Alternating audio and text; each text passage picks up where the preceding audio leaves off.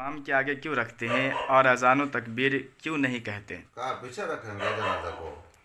آگے نہیں رکھیں گے تو یہ سب کیا سوال ہے؟ جنازہ کو آگے رکھ کے نماز نہیں پڑھیں گے تو کہاں رکھیں گے؟ پیچھے رکھ دیں گے. ہاں، اور کیا سوال تھا؟ اور اذان و تکبیر کیوں نہیں کہتے؟ وہ مکمل نماز بھی نہیں ہے نا. جنازہ کی نماز جو ہے وہ من وجہن دعا ہے اور من وجہن نماز ہے، یعنی اس میں کچھ نماز کی بھی خصوصیت ہے اور کچھ دعا کی خصوصیات ہیں. مکمل نماز بھی نہیں ہے، مکمل دعا بھی نہیں ہے. وہ اگر مکمل نماز اس کو کہتے تو اس کے لیے وضو کرنا پڑتا. وضو یہ کیا کہتے ہیں، قیام ہوتا، قیام کے ساتھ رکوع ہوتا، سجود ہوتا، تشہد ہوتا، قومہ ہوتا، سب ہوتا. لیکن صرف قیام ہے، اس میں نہ رکوع ہے، نہ سجدہ ہے، نہ قومہ ہے، نہ جلسہ ہے. تو پتہ چلا کہ مکمل نماز بھی نہیں ہے وہ. اور مکمل دعا بھی نہیں ہے، کیونکہ دعا کے لیے قبلہ رخ ہونا ضروری نہیں ہے، باوضو ہونا ضروری نہیں ہے، ہاتھ باندھنا ضروری نہیں ہے، تکبیر تحریمہ کہنا ضروری نہیں ہے، ثنا پڑھنا ضروری نہیں ہے. تو یہ سب چیزیں دعا کے لیے ضروری نہیں ہے، مگر نماز جنازہ میں یہ ساری چیزیں ہوتی ہیں. تو پتہ چلا کہ یہ خالص نماز بھی نہیں ہے اور خالص دعا بھی نہیں ہے. اس لیے اس میں رکوع اور سجدہ نہیں ہے. واللہ تعالی عالم بالصواب.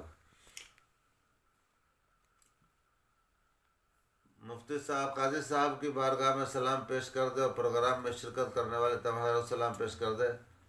نماز ذوالعصر قضا ہو گئی اور مغرب کی نماز کھڑی ہو گئی، اس وقت نماز کیسے پڑھیں؟ پہلے عصر یا مغرب، یا پھر مغرب کی نماز جماعت کے ساتھ مل کر مغرب کی پڑھ لیجئے. عصر کی تو قضا ہو ہی گئی ہے، مغرب کی جماعت کے ساتھ پڑھ لیجئے اور اس کے بعد عصر کی قضا کر لیجئے.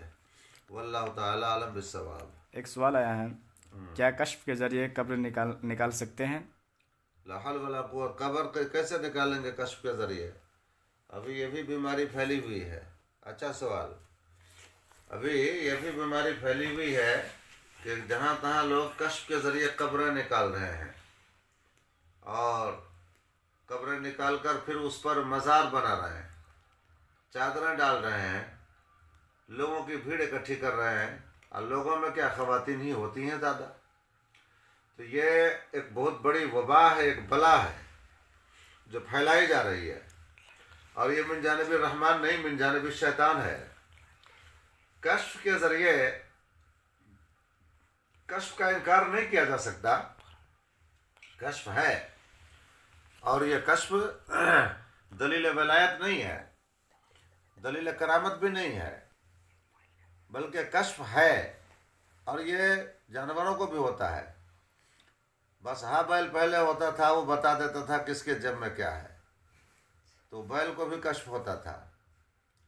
اعلیٰ حضرت سرکار نے الملفوظ میں اس قسم کی ایک حکایت بیان فرمائی ہے کہ اس کا بیل کی آنکھ باندھ دی جاتی، پٹی چڑھا دی جاتی، اور پھر اس کو پوچھا جاتا، بتایا جاتا کہ چلو فلاں آدمی کون ہے، تو اس آدمی کے پاس جا کر کے اپنا وہ سر ٹیک دیتا تھا، وغیرہ وغیرہ. کچھ تفصیل ہے اس کی. تو اس کو بھی ہوتا ہے. کتوں کو بھی کشف ہوتا ہے. وہ کیا ہے کہ وہ مطلب آئندہ کی خبر کو وہ جان لیتا ہے اور اس کے حساب سے وہ بھونکتا بھی ہے.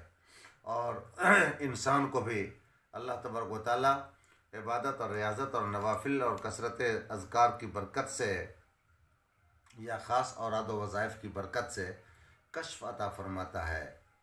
تو وہ ان کے لیے جن پر وہ کشف ہوا، ان کے لیے ٹھیک ہے کہ اپنے کشف پر وہ عمل کر سکتے ہیں اور اس کے مطابق وہ چل بھی سکتے ہیں. لیکن دوسروں کے لیے وہ کشف حجت نہیں ہے. مثلا کسی نے اب 29 کی شام ہے، رمضان شریف کا مہینہ چل رہا ہے، 29 کی تاریخ گزر گئی، چاند لوگ دیکھنے لگ گئے، کسی نے چاند نہیں دیکھا. اب ایک صاحب بتا رہے ہیں کہ میں نے کشف میں چاند دیکھ لیا ہے. تو کیا ان کے کشف کا اعتبار کرتے ہوئے کل ہو کر کے عید منائی جائے گی؟ تو ہرگز نہیں منائی جائے گی.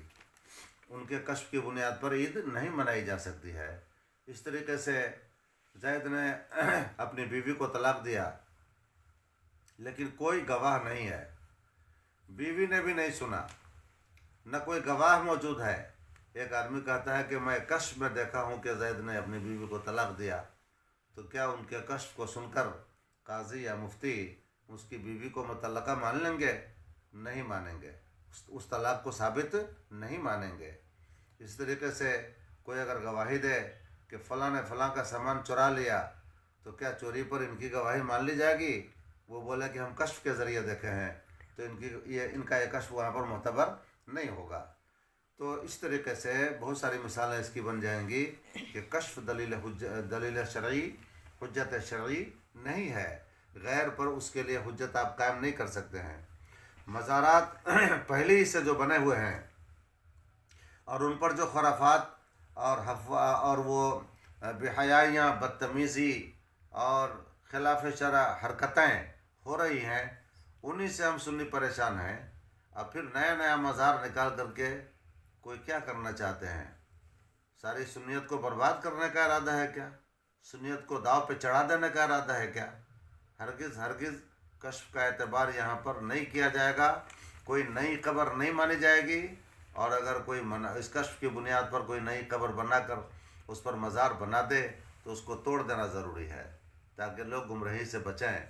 ابھی جتنا بھی مزار نکلتا ہے خالی خواتین جاتی ہیں، اور جس کو کبھی بھوت نہیں لگتا ہو اس کو مزار پہ جا کے بھوت لگنا شروع ہو جاتا ہے۔ یہ سب چیزیں مشاہدے کی ہیں، آدمی کو ان چیزوں پر غور کرنا چاہیے کہ کیا بات ہے۔ جب تک مزار نہیں اکھڑا تھا تو کسی کو بھوت نہیں لگتا تھا، مزار اکھڑ گیا تو اب سب کو بھوت لگنے لگ گیا۔ نئی نویلی دلہن جو کبھی دہلیز سے اپنا قدم باہر نہیں نکالتی تھی، اس کو بھی بھوت لگنے لگا، مزار پہ لے جا کے وہ بھی جھوم جھام کرنے لگ گئی، اور کپڑے ہٹا دینا، بے پردگی کا مظاہرہ کرنا، بے حیائی کا مظاہرہ کرنا، یہ سب سنیت کو، اسلام کو برباد کرنے والی چیزیں ہیں۔ لہٰذا ان چیزوں کو ایک دم جہاں تک آپ کی طاقت کام کر سکے ان چیزوں کو ہٹائیں، اور ان چیزوں کو کبھی بھی خاطر میں نہ لائیں۔